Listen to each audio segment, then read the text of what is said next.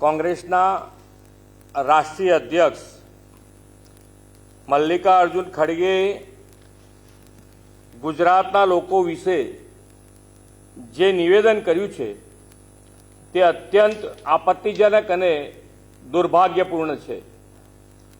તેમણે આ નિવેદન કરીને 6.5 કરોડ ગુજરાતીઓનું તો અપમાન કર્યું જ છે, સાથે સાથે પૂજ્ય મહાત્મા ગાંધીજી અને સરદાર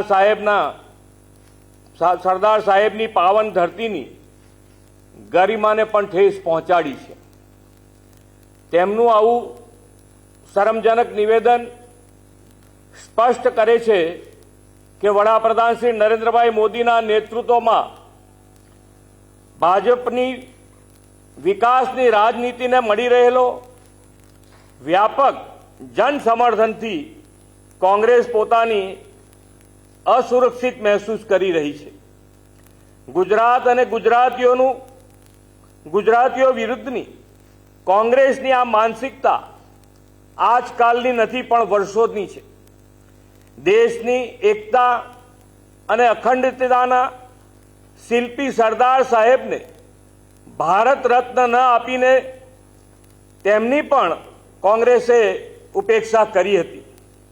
જ્યારે વડાપ્રધાન શ્રી મોદી સાહેબના નેતૃત્વમાં સરદાર સાહેબની વિશ્વની સૌથી ઊંચી પ્રતિમાનું નિર્માણ થઈ રહ્યું હતું, તેમાં પણ અડચણો ઊભી કરવાનો પ્રયાસ કર્યો હતો।